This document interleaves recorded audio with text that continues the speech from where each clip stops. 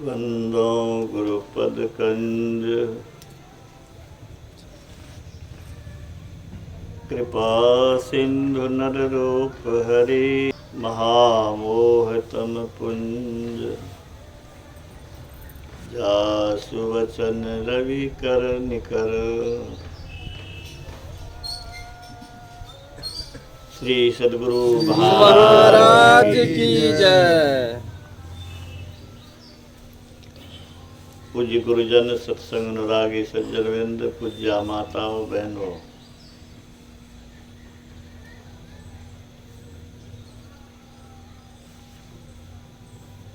सत्संग परमात्मा का निज अंग।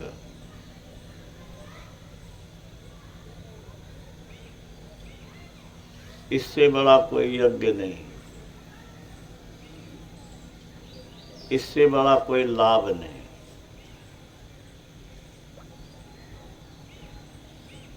इससे बढ़कर कल्याणकारी नहीं।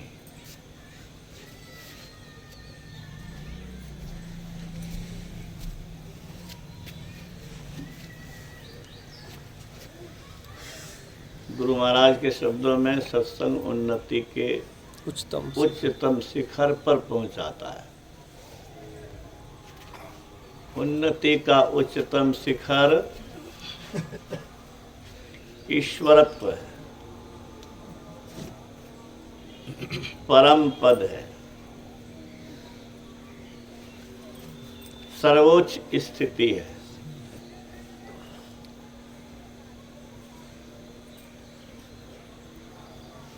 इस आयोजन से संत महात्मा अति प्रसन्न होते हैं। अब दो भोले को घर लावे, सोजन हमको भावे।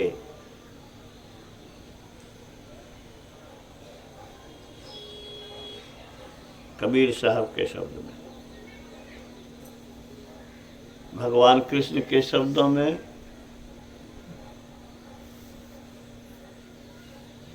इस लोक में साधन पवित्र न और ज्ञान समान है। योगी पुरुष पाकर समय पाता स्वयं ही ज्ञान है।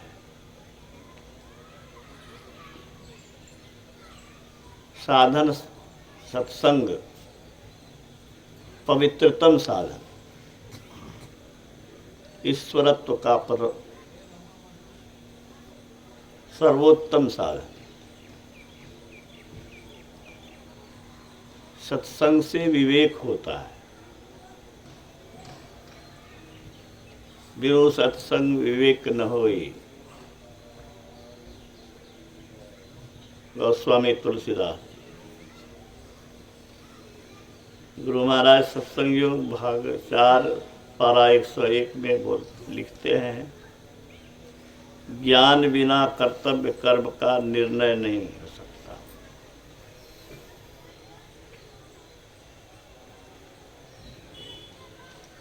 और कर्तव्य कर्म के निर्णय के बिना अकर्तव्य कर्म भी किया जाएगा, जिससे परम कल्याण होना असंभव है।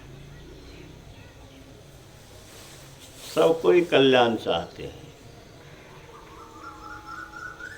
कल्याण का अर्थ है सारे दुखों से सदा के लिए छूट जाना, किसी प्रकार का कोई कष्ट आदि भौतिक या आध्यात्मिक बाकी न रहे। इसका रास्ता, इसकी सूझबूझ श्रवण ज्ञान के द्वारा सत्संग में ही होता है। या यूं कहिए कि उन्नति के उच्चतम शिखर पर पहुंचने का पहला साधन सत्संग ही है।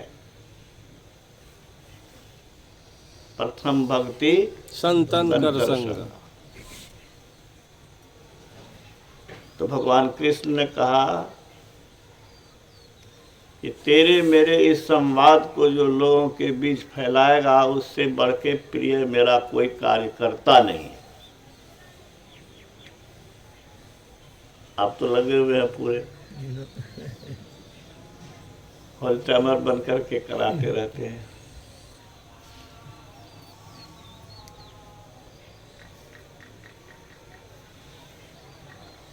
भगवान कृष्ण ही कह रहे हैं कि उससे बढ़ के प्रिय कार्यकर्ता मेरा कोई नहीं है।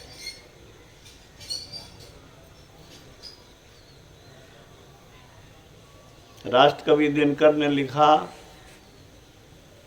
कृष्ण के कर की छाह जहां है, उसी का वरद हस्त जहां है। कृष्ण के कर की छाह जहां है, रक्षिका स्वयं अच्युत की बाह जहां है, उस भाग्यवान का भाग्य छार क्यों होगा, सामने किसी दिन अंधकार क्यों होगा। उसके कल्याण का रास्ता प्रशस्त होता ही जाएगा। इस आयोजन के लिए मैं अशोक बाबू को बहुत बहुत बधाई देता हूं। मनुष्य को कौन कहे, विश्व ब्रह्मांड को चलाने वाले परमात्मा ही प्रसन्न हो जाए जिस काम से वो काम कर रहे हैं। तो मैं तो कहता हूं कि हर आदमी को करना चाहिए अपने सामर्थ्य के अनुसार। संत तुलसी साहब कहते हैं, सखी सीख सुनी गुनी गांठ बांधो ठाठ ठठ सत्संग कर। अधिक से अधिक लोगों को बुलाकर अच्छी व्यवस्था करके ठाठ से सत्संग कर। कौन तुलसी साहब? वही तुलसी साहब जिनकी कृपा से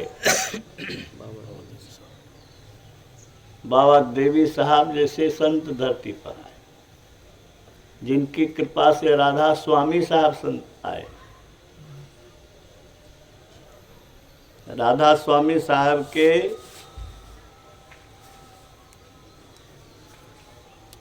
दादा ही सत्संगी, लेकिन उनके लड़के को संतान होता ही नहीं था।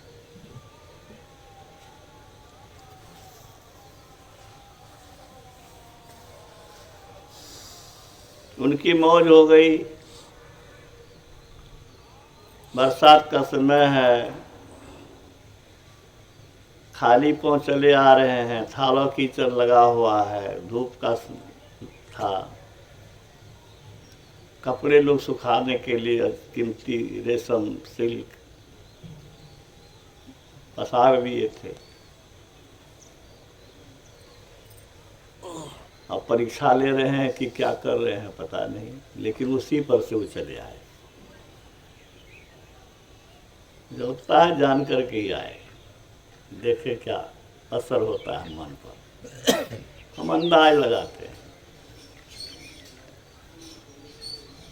बैठाया तो कहा कि देखो जी मैं तो तुम्हारे कपड़े को गंदा कर दिया।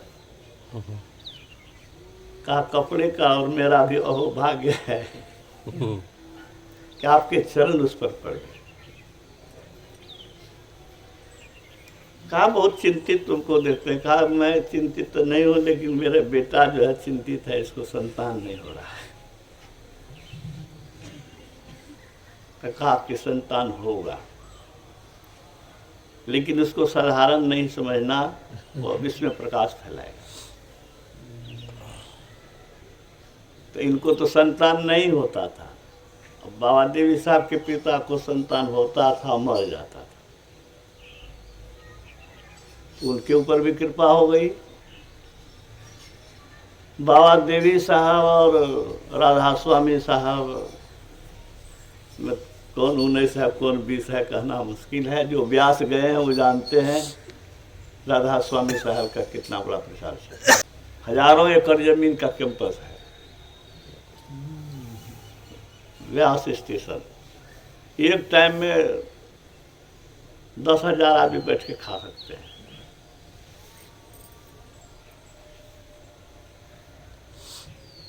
ट्रॉली लेकर के बीच में परसता है।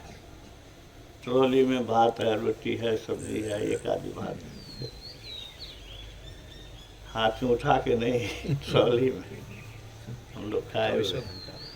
और मैंने देखा दर्शनीय स्थल है, आध्यात्मिक लोगों के, भयंकर गर्मी थी।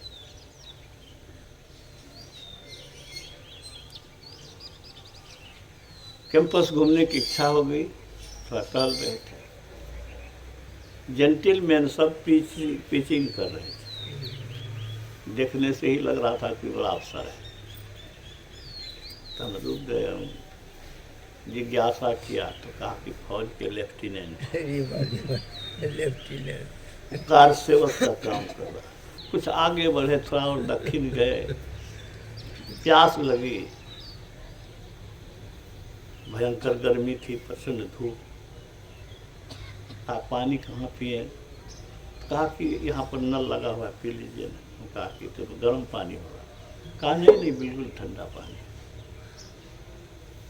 अब उसका उतना बड़ा कैंपस, उसमें हर जगह ठंडा पानी पीने की व्यवस्था, हमको आश्चर्य लग गया। ऐसी व्यवस्था तो हमको कहीं देखने में अभी तक नहीं मिली है। पता लगा कि इस ट्रक पर जो माल लदा हुआ है कोई रख के चला गया है, भोजन सामग्री एक एक ट्रक माल रख करके चला जाता। और देवी साहब के लिए विषय आप लोगों को कहना क्या है, धन्य है वो जो गुरु महाराज हम लोग के बीच इतने प्रसिद्ध हुए, सिद्धि शक्ति पाई। वो साहब कहते हैं कि ठाठ ठाठ सत्संग करें, उनके कृपा पात्र आप बन सकते हैं। संत महात्मा ईश्वर सबके कृपा पात्र।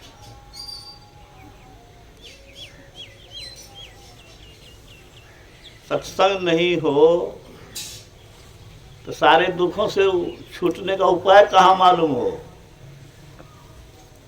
ये मनुष्य तन की क्या विशेषता है, कौन बतावे? किस स्कूल में इसकी पढ़ाई होगी? मनुष्य शरीर के अंदर में हाड़ मांस, ये डॉक्टर यही सब जानता है। लेकिन इस शरीर के अंदर में वह दिव्य प्रकाश है, जिस प्रकाश को पा लेने के बाद ब्रह्मांड की सारी चीजें दृष्टिगत हो जाती है।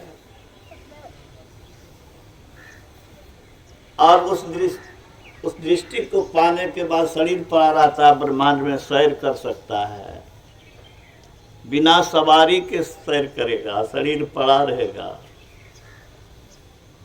सतगुरु नित्य ही पुकार, सीगत पाप समूह रहे। सतगुरु रूप हिय में धारत, काम क्रोध मद लोभ दहे। अमीय रूप गही मन सुख पावत, सुरत शैल ब्रह्मांड लहे। सैर करेगा ये जीव, सैर करेगा ब्रह्मांड में। वो ब्रह्म प्रकाश भी इस शरीर के अंदर है। इस संत नहीं हो, सत्संग का प्रचार नहीं हो तो आम लोग कैसे जाने? हम ही लोग कैसे जानते? ये भूख क्यों कैसे जगती? संसार के सुखों के पीछे ही लिप्त रह करके व्यर्थ में जीवन गंवा देते। अगर सूझबूझ कुछ हुई, ध्यान भजन करता हूँ, इस शरीर में उस दिव्य प्रकाश को पाने के लिए प्रयत्नशील हो, तो ये सत्संग के ही प्रभाव से। तो मनुष्य तन की उपादेयता तो सत्संग से ही समझ में आती है।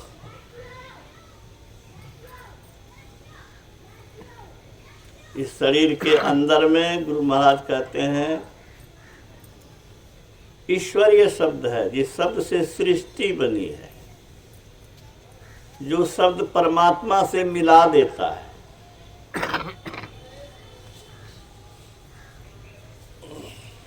परमात्मा की गोद में पहुंचा देता है, परमात्मा हो जाता है। कहाँ कितने दुखी हैं, कितने भयभीत हैं, कितना भविष्य अंधकार में पड़ा हुआ है। मोटी बुद्धि वाले को तो चिंता नहीं है, लेकिन सूक्ष्म बुद्धि वाले को बड़ी चिंता है, ये शरीर अब छूट ही जाएगा।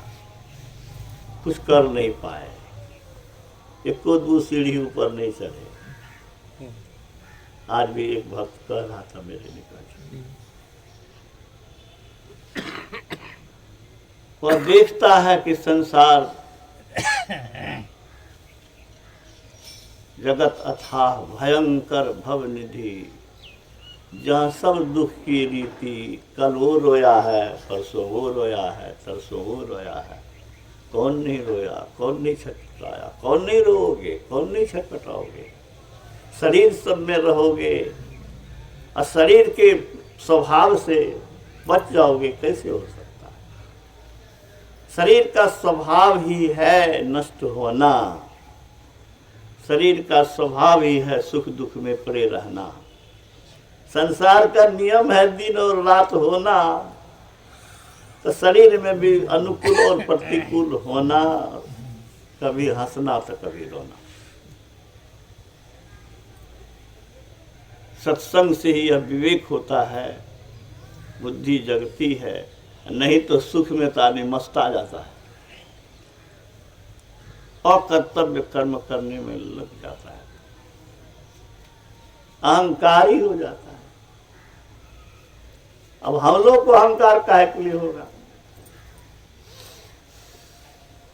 बुद्धि कहती है कि भविष्य अंधकार में है, कभी भी शरीर में कुछ भी घटना घट सकती है, कभी किस दरिद्री अवस्था में पहुंच सकते हैं, सब कोई ठिकान नहीं है। इस शरीर कै दिन का है, आत्मा का जीवन तो अनंत है, इसीलिए तो पकड़े हुए हैं इनको। तो ये सूझबूझ तो सत्संग के द्वारा मनुष्य तन की उपादेयता समझ करके ही हम लोग इस सत्संग को पकड़े हुए।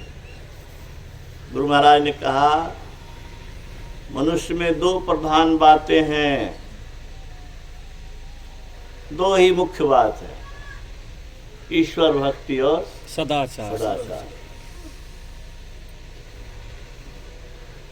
ये दो बात है तो ठीक मनुष्य है, नहीं तो वह पशुवत है। क्यों?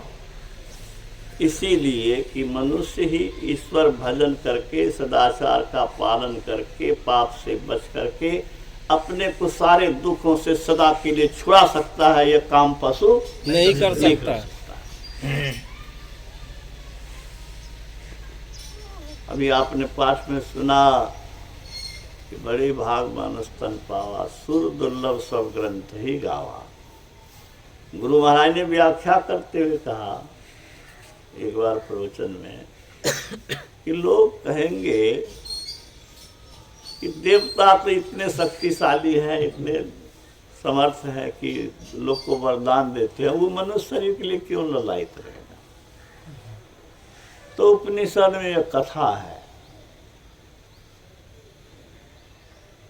कि ब्रह्मा विष्णु देव दानव और मानव तीनों गए ब्रह्मा के पास कि आपने सृष्टि तो की, हम लोग जो दुखी हैं सो कैसे दुख से त्राण हो? तो ब्रह्मा ने कहा दो।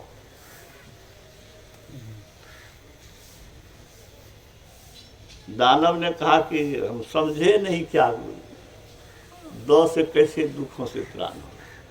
कहा तुम लोगों में दया नहीं है, दानव हो, लोग को बहुत सताते हो, दया करो तो तुम्हारा कल्याण हो। मनुष्य ने कहा कि हमको क्या कहा गया दो के द्वारा? कहा तुम बहुत कृपण हो, धन बल से सहायता नहीं करते हो, बुद्धि बल से सहायता नहीं करते हो, तुम दान करो, दानी बनो। हाँ, बुद्धि का दान करो। देवता कहा कि हमको क्या कहा गया दो से? कहा तू इंद्रिय दमन करो, इंद्रियों को नियंत्रित करो। अर्जुन जब गया इंद्रलोक, तो अप्सरा इसके रूप पर आसक्त होकर के प्रणय की भीख मांगा। इसने कहा कि आप तो मेरी माता तुल्य हैं। क्रोधित होकर के उसने साप दे दिया कि तू नपुंसक हो जा। तो देवलोक में इंद्रिय दमन नहीं है। गौतम मुनि की कथा छिपी हुई नहीं है कि अहिल्या के पास आई, बेचारी को पत्थर बन जाना पड़ा। तो इंद्रिय दमन की क्षमता देवता को नहीं है। वह वरदान तो दे सकता है, धन दे सकता है, विद्या दे सकता है, सब कुछ संसारिक चीज दे सकता है, लेकिन इंद्रिय दमन करके अपने को वह सारे दुखों से छुड़ा नहीं सकता है। और दूसरा दुर्गुण है कि पुण्य छीन सोई देव स्वर्ग से नरक में। जिस दिन पुण्य उसका खत्म होगा उसको फिर धरती पर विभिन्न जीवों में जाना पड़ेगा। मनुष्य का यह भाग्य है कि अगर संत महात्मा के उपदेश आदेश को आत्मसात करके जीवन बितावे तो इहलोक और परलोक दोनों बनेगा। गुरु महाराज ने कहा कोई कह नहीं सकता है कि मैंने संत मत का आश्रय लिया और हमारी हानि हुई। हानि हुई है तो मेरे वचन की अवहेलना से हुई।